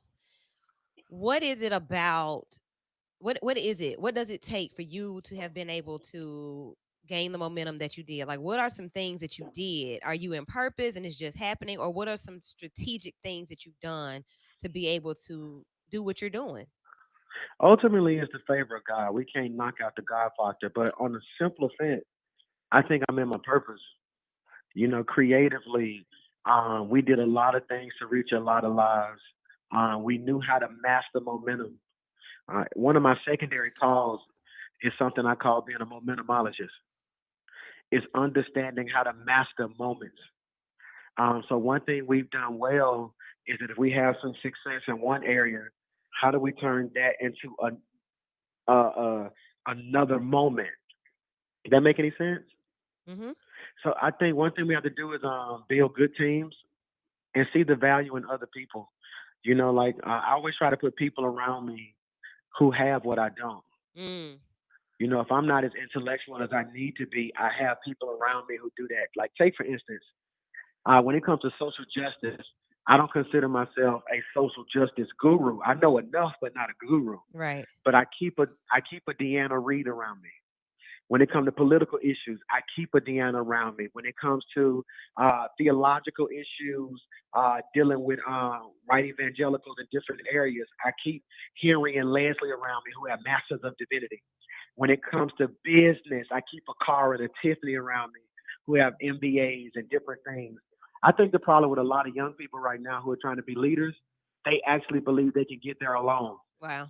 That's and it is building teams. Because think about it. One thing I love about you, D, you have a lot of people around you, but when I look at Blue and the different people who have stuck, they help push what you do forward. Yeah, I hear you. I hear you. I got a question for you. It's always the conversation about when does leadership happen? When do you take the realm of take the helm of leadership? Are you waiting for it to be passed down to you, or do you just go ahead and say, you know what, I'm ready, I'm going to take it on myself? So at what point did you know, okay, I'm a leader and it's time for me to step into that leadership role? That's a good question. One thing we got to understand is in the African American culture, too many leaders die with a baton in their hand. You got to keep in mind, because when it comes to Black leadership, for the most part, that's the only place where a Black man is anything. So they are reluctant to give up that baton. So one thing I had to understand is I am a 360-degree leader. So if you can't lead from the back, you don't deserve to lead from the front. So one thing I've always done my whole life, when I was with my father, I ran his church. I ran all his events. I served him. I was able to do what I need to do. When I was working with DYS back in the day with SAID, I was able to work behind the scenes and get things done. But I also realized if you're waiting on somebody to name you a leader, you'll never be a leader. Leaders take. It's crazy. When you look up, man, I can remember a time when they were trying their best to keep me down. but Mike crazy. He young, keep him over there in the corner. Mm-hmm. And we just kept working so much so, and I'm going to stop when I say this. Too many people are looking for the affirmation of the ones at the head Mm-hmm. when the people will promote you. If they believe in you, right? Right. Oh, Right. I they believe will. in So you. we I waiting trust on you. leaders to say, woo is next. No. All the stuff y'all do in the community told you Vital was They necessary. did. Let me Yeah. stop you. Look, I like to say I need to get a shirt with this on. Put a pen in. We're gonna put a pen right there, and we pick up here because you talked about what the people say. The people will say what's necessary, but when leaders can't speak out, when leaders can't be vocal, when they're afraid to be visible about what the real issues are, especially in the church. We're seeing so much of it now, and we know that you don't mind being vocal and visible. We know who your granddaddy is. He was in here in the first couple of weeks, like the beat blew up with his truth. Was on hurt. But we know the family that we come from. We know the families that we come from and the lessons that have been instilled in us. So we're gonna speak out. We're gonna fight about it. But when other leaders don't, and they have followings of people that may or may not look like them, ain't that a disservice? Ooh, I like I think it is, man. I think You like that? She walked up that on was that. She walked up on it like a that's G very now. politically correct. Oh my goodness. Oh my goodness. Yeah. So one thing we got to realize too is I don't think it's disserving. I think it's outright consent. You know, and that's what we got to do. This morning at my service, I called white pastors to the carpet. Don't text me and say you're praying for me, but won't speak out for me. So D, there's a difference between speaking up and speaking out. To speak up means I'm talking to heaven on your behalf. To speak out means I'm talking to others on your behalf. So what we do is we hide our true feelings and what I call covert racism. So I don't say sin. I don't say racism. I say sin. I don't say black lives or black people. I say all people. Guys, Oh. You know, so what we got to do now is we have to give kudos to Willie Lynch because he did this when he pitted the old against the young, the dark skin against the light skin. So now, 100 years later, we still feel a sense of affirmation by being accepted by another ethnicity. And we give them a pass because, again, we don't have power. So what we got to start doing now is speaking truth to power in a way that is very clear. But here's the caveat. Wu, I can't expect Wu to stand on the mountain and call out all of this stuff we see, but won't help her financially. So we want our black leaders to risk their livelihood, and then they'll kill us before the other side will. So I believe in order for us to really start speaking truth to power, we need to start having some honest dialogue amongst each other and being real about the fact that if Wu seriously starts speaking truth to power and her station gets attacked, then pressure comes and they have to take her off the radio. Who gonna make sure her daughter go to college? Which is why so many civil rights leaders die broke. Yeah. Wow. Question for you. You said we don't have the power. Do you think we don't have the power or we don't realize we have the power? No, we don't have the power. Okay. We don't own nothing. Huh. We don't own nothing. Even when it comes down, I love your station. Like, it's my favorite station. And African American owns that station. But who owns the air? Yeah. I own a black school. They have. Let me be quite careful. I own a black school, but I don't own accreditation. Yeah. And So here it is now. A lot of the scholarships that I get every year have been taken and given to other schools that don't look like me. Because So they have although I'm a accreditation. black owner, I don't own nothing. Because if what I own has to be at the approval of somebody else, I'm not the owner. And see, I'm glad. Man, you speaking power. I'm glad that and that's what I told my wife. I want to be a millionaire. I don't want to be a millionaire for riches and fame. I want to be a millionaire for power. And it's the power to be able to make change, because when you have money, you have power and you have the ability to affect people who might not be able to change stuff around them. That's right. And that's what, I never forget. I was talking to London when I was working at city council. I was like, man, I need you to teach me how to beat the system. And he stopped me and he said, man, you'll never be able to beat the system. You got to learn how to make the system work for you. And in two ways, I was frustrated because the system represents white America, and I got to learn how to make a white American system work for me. But it is how it is. But that's the only way we're gonna get power. The only way we're gonna get power in the community is to raise our finances, to raise our voice. Guys, let's take a quick pause. Breaking news. Sir, say what we got. So so I'm watching the live feed from WBRC Fox 6, and they are down at Lynn Park attacking and looking like they're chipping away at the Confederate statues. They have already graffitied, but the people who are attacking the statues are white. So I see Frank Matthews down there with his bullhorn also leading the charge, but they are down at Lynn Park now, striking away at the Confederate statues down there to tear those down. Wow. Can I jump in there, Woo? Absolutely. Go ahead. Here's what scares me. I stayed up all last night, and I mean this from the bottom of my heart in all transparency. Yeah. I did not sleep. And I've been I'm going to come sit with you because I need somebody to talk to on a professional level. Yeah. Because the way I'm processing all this is driving me up a wall. Yeah. My fear is that every time, for the most part, we see vandalism, it's from somebody who don't look like us. And when they get through tearing stuff up and take that mask off, they put on the real face of privilege. And we're going to be left to deal with the ramifications of that. Right. You know what? That's what's scaring me right now. I'm with you. I saw 3 TikToks today. I'm a TikTok fan now. I saw 3 TikToks where it was some black guys in Minneapolis going around filming white guys that were about to set a store on fire. And he said, wow, take your mask off and tell them it's you that's burning this stuff, because the news is going to report that it's us and you the one doing it. And so, and see, I was telling them off air, Mike, that I feel like the ramifications going to fall back on us, because the people are burning down stuff in the black communities, burning down jobs.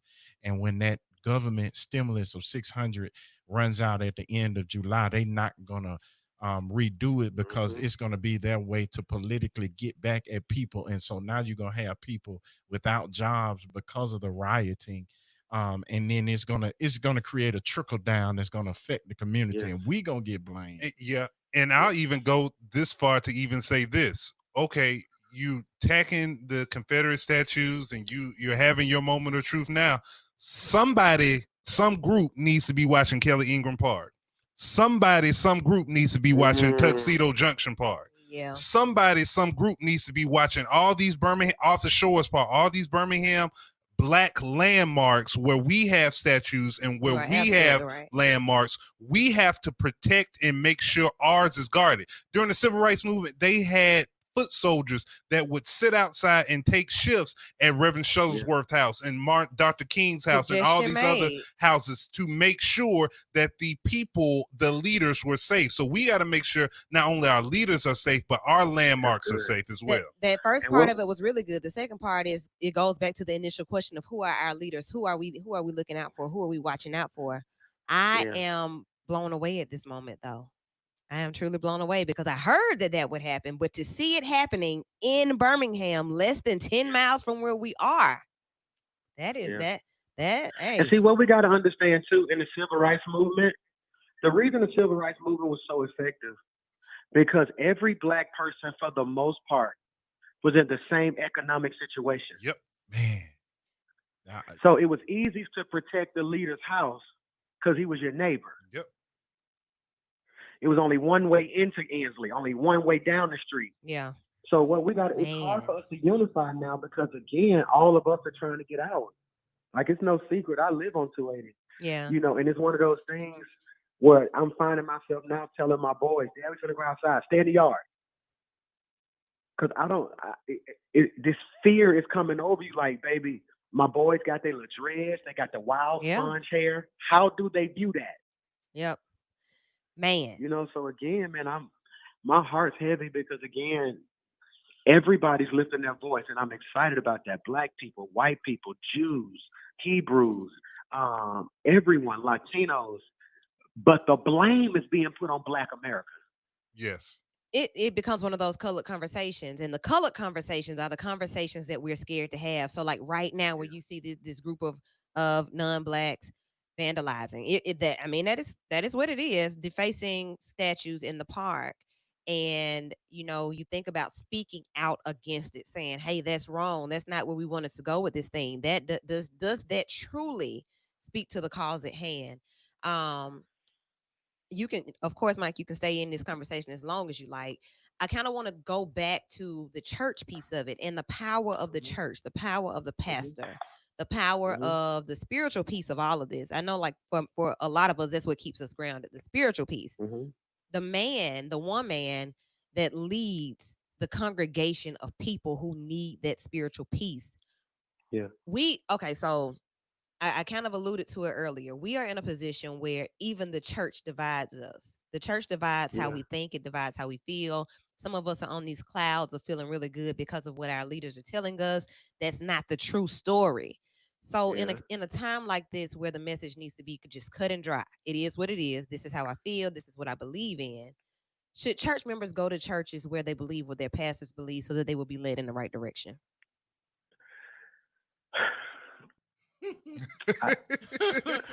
I'll jump in there if you want to take Jump a breath. in there. Let me hear you first. So let me say this. So a while ago, I'm very open about my beliefs, and I had this very strong opinion about Church of the Highlands, very strong. And so God had to mute me, humble me, to say, listen, you like chitlins. It's thousands and thousands of people in Birmingham that don't like chitlins. Who's to say that they are wrong because they like chitlins and you don't? And so what it came to me is that different people have different preferences of what they believe and who they believe and how they like their worship experience. But I've always had a problem deep down inside that say, how can you sit up and have a church that is considered one of the five largest congregations in the United States, the world, and have the influence? How powerful it would be if that pastor stood in hand, not sending the black ministers and other leaders, but himself, to show up and say that this injustice is wrong, that this is wrong, and they don't. And so I took a step back and I said, God does all the exposing that God wants to do. It's not my place to expose. The Bible does say, touch not the anointed. So you got to watch what you say about other preachers, regardless if you like them or care for them or not. So I had to take a step back. But when I jumped on line last night and saw the stuff that I was seeing, I just said, look at God. It's the revelation is indisputable, and but it's heartbreaking though. That you have. It's just heartbreaking because I look at, one thing that frustrates me the most is that those black leaders that lead the black churches and the black communities that are still there fighting the good cause, they leave and they go to other churches, and I believe they go there for statuses. That's my personal opinion. And in the churches that are there, my church is a small church. I probably got 90 people on a good day. And I used to think that was a curse, but I love it because those people need people to speak to them, right? Right. Oh, okay. And so I just feel like it's a shame that people are tolerating that somebody does not address the needs of the people that look like them. And it's no matter how far down 280, no matter how far down 65 or up 59 you move, you still black, and your cousin them still, everybody got cousin them, uncle them that still get drunk and come to the party and dance off beat. So how do you leave them hanging? And people treat Jesus as if Jesus was this all lives matter. Jesus went up against the Roman, like an empire. He was a rebel. And so, man, it's heartbreaking. I'll just say that it's heartbreaking with me. I respect everything you said, man, from the bottom of my heart. I want to take a different route from what I would normally do because I have a lot of opinions about that. What I've been bleeding over as Black people begin to express their frustration with Pastor Chris. I think about the people who are the casualties of war. In the sense of, I've been on the phone all day with black people who go there, who are devastated not only because they feel betrayed, but number two, how they are being beaten by other Black people for being there. Yeah. You know, so I can't even share my opinion on any of it now because number one, I just want to pray. Number two, I just want to make sure I don't put my mouth on anything that God is doing. Right. But then number three, my heart goes out to the people who are there serving in ministry, the people who are there who are hurting right now, but also being beat up and called things like a coon, and all this other stuff because they went there for whatever reason they went. They didn't sign up for that. Mike, to that comment, we have a comment, or to your statement, we have a comment on the live that says, I asked people why they chose the church or that church, and they said that it's because they pay people's bills. You just paid off $900,000 of medical bills. And right after you just congratulations, thank you very much. Right, that's a lot of money. That's all. Well, I got some bills, Reverend. Well, and that's, but all of that is right after he helped raise money for the parents of his kids, so that he wasn't put in the awkward position like, hey, we still got to operate, so we still need tuition. And after people didn't like the approach, but still got the results. I think we are so critical of our. Go ahead. We got to watch. You know, I try to be careful because I do stupid stuff that put my members in a bad place.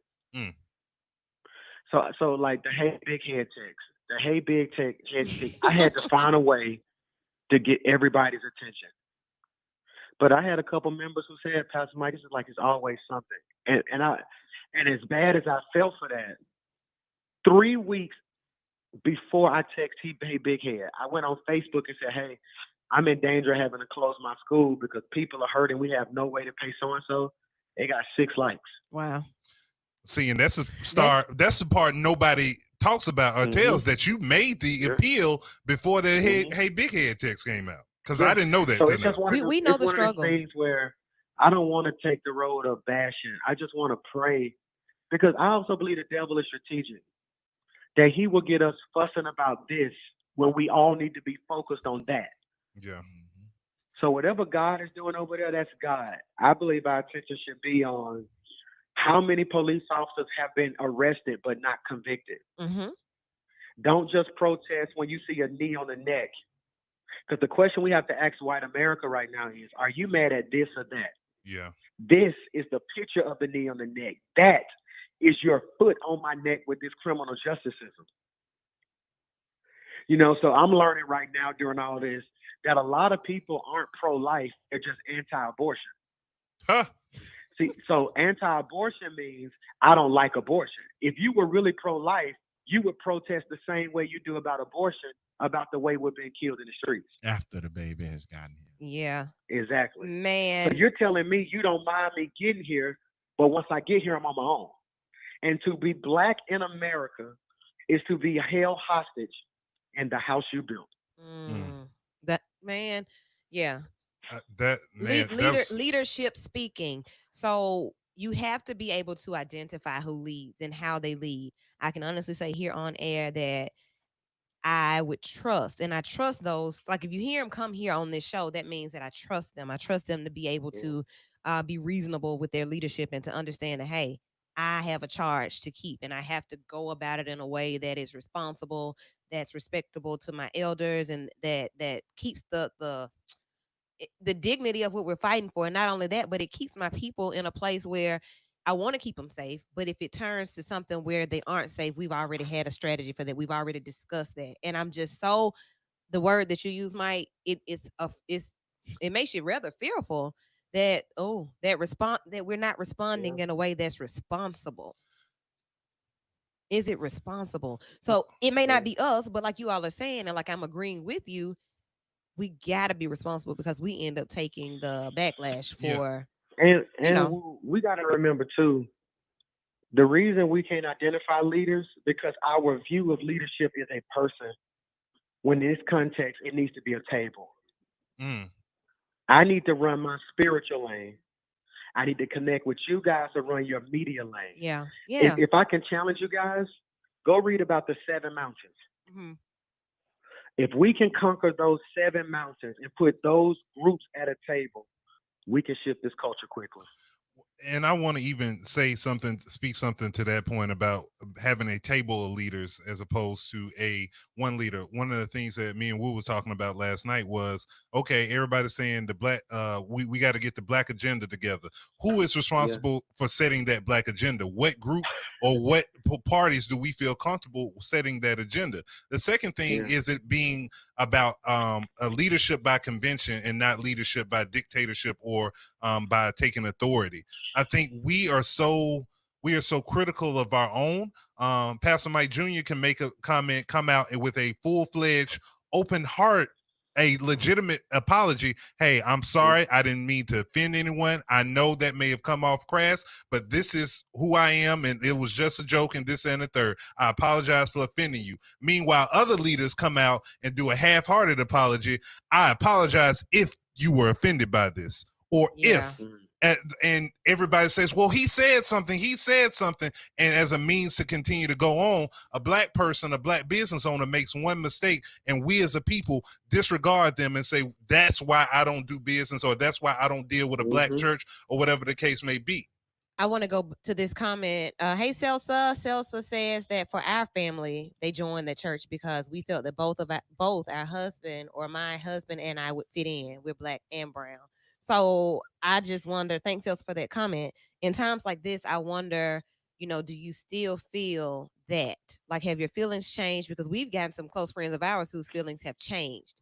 And I'm just wondering, have your feelings changed? And if not, all good. If you are okay where you are, that's all well and good. But the thing is that we address things as they come, as they come. Yeah, and we got to stop beating up on folks outside the house. Yeah. Some conversation we need to have in the house, even when it gears towards the protesting, marching, voting conversation. We speak out so vehemently against those actions as opposed to saying, okay, like Pastor Mike said, that's your lane. That's what you believe in. I'm not going to be out there protesting. Yeah. I don't see myself protesting. There may come a day. Exactly. I'll be at the table. I'll help sit down and come up with a strategy. I'll organize the strategy as far as the outreach and what we need to do, but that's not my lane. We got to stop beating up on people because they don't do what we think they should be doing. We got to stop beating up on the folks who don't vote or beating up on the folks who don't march and don't protest and saying you don't care about the community. And just because you feel like you're an activist or adopted the title of activist yourself and not doing any other work other than when the TV cameras are up there and you want to be seen, but yet you're all of a sudden this activist. We got to stop criticizing our own people for not doing and moving the way we want them to move. Absolutely. Pastor Mike, last comments from you. Thoughts? Do you want to hang? I'm listening. Keep going. It's open. Oh, well, I just want to say, number one, thank you for all that you guys do. And if I want to speak to my city and let them know that I'm praying for you. That as right now we're dealing with a pandemic, police, politics, preaching, corruption, corona. There's a lot going on. As I talk to you, I'm watching this live and watching them tie they done pulled a truck up. What? They got to this statue and they're trying to drag it down. And as I see that, I see you expressing yourself. My only problem is the people who are doing the destruction don't have our pain. And if you don't have my pain, what you do is just a performance. Yep. So we don't have, what I'm watching right now isn't activists, it's actors. Privilege at its finest. I'm watching privilege. I don't see people who know what it's like to get pulled over in Homewood. And the sad part is I see some of the people I recognize who are sincere in what they're doing. Yeah. But it's going to be overlooked. They are not going to show the faces of the people who are defiling this stuff. And you can They're tell gonna by the show up comments Carlos. of the people. They're gonna show some young black people. You know what they're gonna do. And Yeah. Carlos not even in the Carlos city, in and they Minnesota. still gonna blame But you him. see how Yeah. you see how leadership, like what leadership should sound like. You shouldn't have to go Yeah. to one person's name. Like that's the one person that comes up when you think about trouble. You know, like leadership would say, we have a band of people who are already organized and who are already prepared to step up and make a statement. These are not allies. These are agitators. If they are allies, we are aware of who they are. We okay this, you know, whatever that is. That is where we get to the table. Pastor Mike, thank you so much for always being vital. You know, I can text you on Sunday morning and you'll be here Sunday night. And I'm just so grateful for that and for our relationship. And yes, I am going to follow up with you tomorrow so that we can have that non-leadership conversation. I love y'all. It's necessary. We love you too. Thank you so Appreciate much. you, man. brother. So look, y'all, we're gonna just jump straight into the breaking news. Eddie, you're still in. Your comments are still showing up. We are, I see the comment from Celsa. Celsa, we are praying for you as well. It's a family discussion. We are hurting and we are praying. So keep praying, Celsa. We're praying for you guys that you all will find peace in this situation and with every other situation on top of that one. These are layered situations right now for so many people. Like I said, I have close friends and several of our, even panelists of ours, crew members who are members of that church as well, who are having decisions to make because of what they either have discovered or have accepted or what they're feeling and hearing. So it's a difficult time for a lot of people for a lot of different reasons. But right now, in this moment, straight down third, just keep straight. The police done pulled up. And it is going all the way down. I find these conversations to be very historical, to be able to be in this position during such a time. Shouts out to Sturdy for joining us tonight and just stopping through. He's always been vital, but tonight he's in the building. The super producer. Hey, we may have to I don't know. I may feel some type of way. 30 and said are going to be linking up. It's about to be very, very vital, very serious around here. So Eddie, what you saying? I know you got all the screens pulled up. What you got on your side? I turned the music off. Like, what's going on over there? Oh, he's not muted. Hold on. They got it. The truck just kind of go ahead, Eddie. Yeah, I mean, I'm just watching the video and seeing what it looked like they're about to do. I mean, they got a truck sitting right there in front of it, and it's just people around it. Well, the police pulled up, and it looks like they throwing stuff or something. I don't know. I mean, what I was gonna say, the racism in the feed though is insane. I mean, Darius looked like he just it's that. So it is, you know, once it's people's sides of history. Well, and something I want to say talk about that what happened. Minnesota's top officials said that they believe that white nationalists have inserted themselves in a lot of the protests to cause disruption and destruction so that it can be shifted and blamed on the black protesters. That's what I was going to say. That's what I was going to say. Like, I don't know if y'all been keeping up with it, but there's huge Twitter threads of people telling black people to document who they're seeing do this stuff. And I got a really long Twitter thread that's basically showing a lot of videos of white people busting windows, white people setting the buildings on fire. And the Minnesota leadership said that 80% of the people that were arrested the first night in Minnesota were not from Minnesota. And a lot of them have been linked to white supremacist groups. So it's a lot of agitators trying to upend this moment, knowing that it's going to be what impacts the black community, because we're going to be the ones that's put on the front street and shown to be the ones like Pastor Mike was talking about it and y'all was talking about. Yeah, man. They say the protesters in Hoover are now heading to the park as well. Yeah, they said the National Guard showed up in Hoover. It's white people on top that's like, instigating a rally. Like, you see it. Yeah, no, I see it. Do we want to talk about who kind of started this whole? Absolutely. I mean, hey. Yeah, so what is being reported, or what he has reported, is Funny Man has kind of been the lead behind what's going on as far as like challenging people to action to do this. So let me say this. That is what we have been told. That's what we have seen. So we are led to believe. I'll say this. I'm gonna phrase it like that, so nobody can say, "Well, we said no." that is from all apparent evidence what we've seen. Funny Man has been I'll put it like this: he's been an active player, active and vocal player in this matter. So, Funny Man has contracts with Hibbits. He has fans that are Trump supporters, and he has a good fan base. So he is literally putting his financial well-being on the line for the purpose of doing this. And like come down.